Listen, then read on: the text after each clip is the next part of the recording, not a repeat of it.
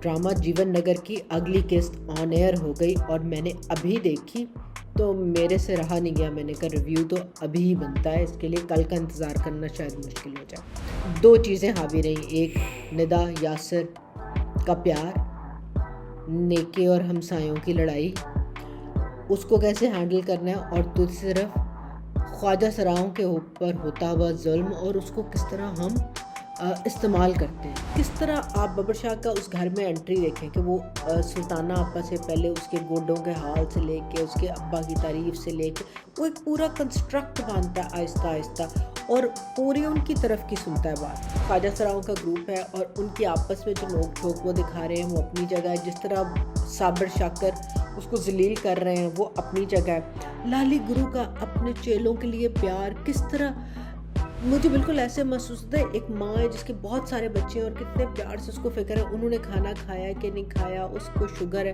किस तरह वो जो तड़प दिखाई है लाली गुरु की भागने की करने की, वो सारी अपनी जगह। और किस तरह वो कहते हैं ना, औलाद के हाथों मजबूर होके माँ बाप कुछ भी कर सकते हैं, तो उसके लिए तो वो भी औलाद है और वो सारा कुछ करती है।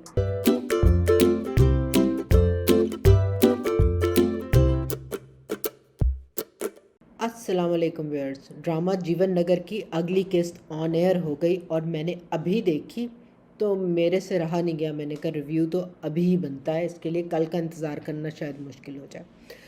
ये वाली किस्त थोड़ी सी स्लो थी मगर राइटर की ग्रास्प और ग्रिप ड्रामे में हमें उतनी ही मजबूत नज़र आई जितनी पहली किस्तों में थी। दो चीज़ें हावी रहीं, एक निदा यासिर का प्यार, नेके और हमसायों की लड़ाई, उसको कैसे हैंडल करना है, और तुझ सिर्फ ख्वाजा सराओं के ऊपर होता हुआ जुल्म और उसको किस तरह हम इस्तेमाल करते हैं। मुझे तो ऐसा ही नज़र आया। चलें बात करते हैं पहले निदा और यासिर की, नेके हमसायों की। पिछली किस्त में हमने बात की थी कि किस तरह उनकी एक इनकम ग्रुप का जो तजाद था उसको लेकर एक छोटे से मोहल्ले में कितना बड़ा बनाया गया, और बात वही लड़की की कंसेंट, लड़का लड़की की मर्ज़ी की शादी।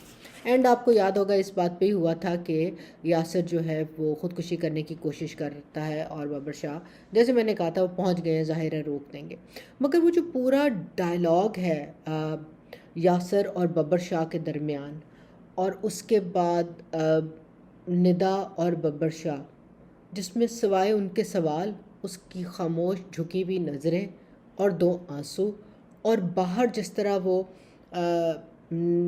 छोटे कारोबारी बड़े कारोबारियों की अम्मा और उनके साथ जो गुफ्तगू है देखने से काबिल रखती है। सो राइटर साहब, सलाम है आपको, इसलिए कि आपने बहुत अच्छे तरीके से दो बहुत अहम इश्यूज़ की तरफ तवज्जो दिलवाई। सबसे पहले ये कि कितना ज़रूरी है माँ बाप को अपने बच्चों की बात समझना, सुनना। हम बच्चों को बड़ा करते हैं, इतना बड़ा कर लेते हैं कि वो एक ख़ास उम्र के हो जाते हैं, हम उनको अपनी प्रॉपर्टी क्यों समझते हैं, उनकी बात, छोटी छोटी ख्वाहिशात को पूरा करते हैं अपनी ख्वाहिशात को मार के। मगर जब ज़िंदगी गुजारने जैसे अहम फ़ैसले की बात आती है तो हम उनकी राय को ऊपर नहीं रखते। उस वक्त हमें महल्लेदारियाँ, रिश्तेदारियाँ, बड़ा ख़ानदान, छोटा ख़ानदान, सारियाँ चीज़ें गल्लां सामने आ जाती।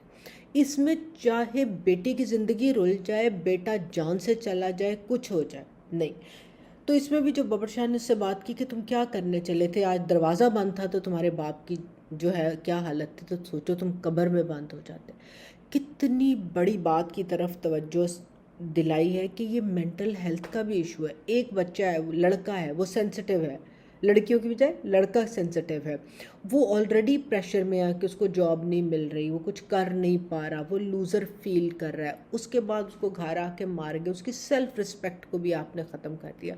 उसकी मेंटल हेल्थ का सोचें। मेंटल हेल्थ आजकल के ज़माने में, डिजिटल एज के ज़माने में इतना बड़ा इशू है कि अनबिलीवेबल है। इसलिए कि हम एक फ़ेक ज़िंदगी गुजार रहे हैं, आधी ज़िंदगी जो वर्चुअल रियलिटी में हम सोशल मीडिया प्लेटफॉर्म पे हम और हमारे बच्चे गुजारते हैं, और ख़ास तौर पर ये जेन ज़ी जिनको हम कहते हैं, उनकी टोटल लाइफ उसके ऊपर कंपेटिटिव है। खुश होने से लेकर, किसी चीज़ के होने से लेकर, किसी चीज़ के हसूल तक। और इसमें जो पहले हम कहते थे कोई बाहर जाएगा हंस लेगा मेरे पे, लोग क्या कहेंगे, इसमें ये जो डिजिटल ज़लालत है ना, और एक दूसरे की लेग पुलिंग है, ये अनबिलीवेबल है। इसमें हमने देखा है कि स्कूलों, कॉलेजों, यूनिवर्सिटियों में बच्चों ने ख़ुदकुशियाँ की हैं। तो एक उसी चीज़ को बड़े स्कूल से लेकर एक छोटे घराने में ले जाए, बात तो फिर भी वही है। तो जिस तरह वो उनको समझाता है कि लोग क्या कहेंगे, मजाक उड़ाएंगे, क्या ये जुमला इज़ वर्थ समवन्स लाइफ?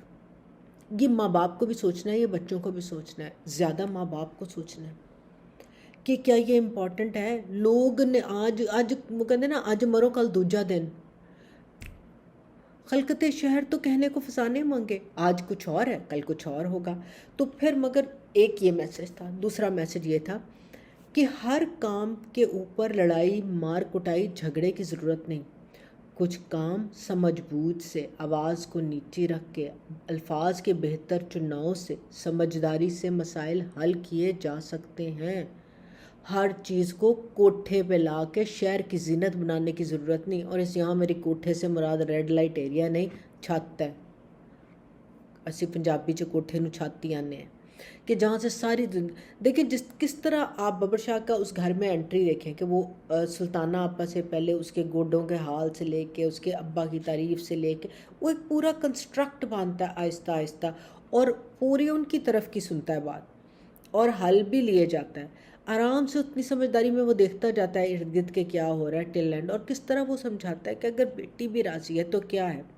जहाँ पर इनकम का ग्रुप आता है तो एक बदमाश जो है वो समझदारी का सबूत दे रहा है। जो मारपीट से फ़ैसला हल करवा सकता है वो उसमें टाइम इन्वेस्ट कर रहा है, सो मच सो के वो कहता है मेरा बेटा ये लो, इनकम का फ़र्क ख़त्म हो गया।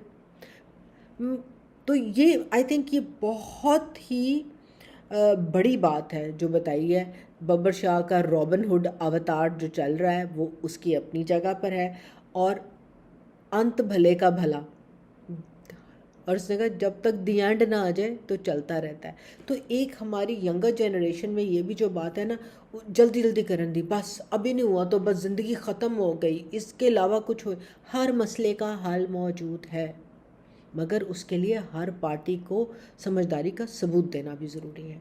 तो थैंक यू राइटर, आपने बहुत अच्छे तरीके से आजकल के बच्चों के मसाइल, पसंद की शादी, मेंटल हेल्थ, और किस तरह हम इश्यूज़ को बैठ के समझदारी से अच्छे अल्फाज के चुनाव से हल करते हैं, उसकी तरफ तवज्जो दिलाएं। दूसरी तरफ अभी भी वही इशू है लाली गुरु को बब्बर शाह बनाने का।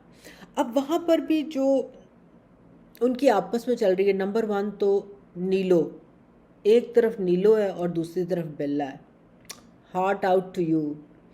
क्या नीलो की एक्टिंग है, लगता ही नहीं कि ये वही शख्स है जो पैरेलल में बिल्ले का किरदार अदा कर रहा है। तो वो तो बात भाई वाह देखने वाली है। तो उनकी आपस में एक जो नोक झोंक, ख्वाजा सराओं का ग्रुप है और उनकी आपस में जो नोक झोंक वो दिखा रहे हैं वो अपनी जगह है। जिस तरह साबिर शाकर उसको जलील कर रहे हैं वो अपनी जगह है। लाली गुरु का अपने चेलों के लिए प्यार किस तरह, मुझे बिल्कुल ऐसे महसूस होता है एक माँ है जिसके बहुत सारे बच्चे हैं और कितने प्यार से उसको फिक्र है, उन्होंने खाना खाया कि नहीं खाया, उसको शुगर है, किस तरह वो जो तड़प दिखाई है लाली गुरु की, भागने की, करने की, वो सारी अपनी जगह। और किस तरह वो कहते हैं ना, औलाद के हाथों मजबूर होके माँ बाप कुछ भी कर सकते हैं, तो उसके लिए तो वो भी औलाद है और वो सारा कुछ करती है। मगर जहाँ पर उसको नीलो को मारने वाला दिखाया ना, तो मुझे 1 मिनट को ये लगा, और आई विश जीवन नगर के राइटर अगर मेरा रिव्यू देखें तो मुझे बताएं कि क्या मैंने आपके मैसेज को सही समझा है कि नहीं। मुझे बिल्कुल ऐसे लगा कि जो लाली गुरु है ना, वो हमारे माशरे में वो ख्वाजा सरा हैं जो मज़लूम हैं, जिनको 2 टके का कोई नहीं समझता, जिनको घर वाले बाहर छोड़ जाते हैं, जिनको ना रियासत पूछती है, ना माशरा पूछता है, ना उनके माँ बाप पूछते हैं, ना दोस्त यार पूछते हैं। वो सिर्फ ठट्ठे उड़ाने की, मजाक करने की, सेक्सुअल प्रोवर्जन पूरी करने की चीज़ रह जाते हैं, जिनसे आप नाच गाना कराते हैं। और जो साबिर शाकिर का किरदार अदा कर रहे हैं ना, वो माशरा है, बेहिस माशरा। वो माशरा जो ख्वाजा सरा को जलील करके, मजाक करके, रुसवा करके, उसको मार के, सो मच सो कि उससे जीने का हक लेके या उसके यहाँ पर कहते हैं ना अंगूठा रख के अपनी मर्ज़ी चलवा के खुश होने वाला।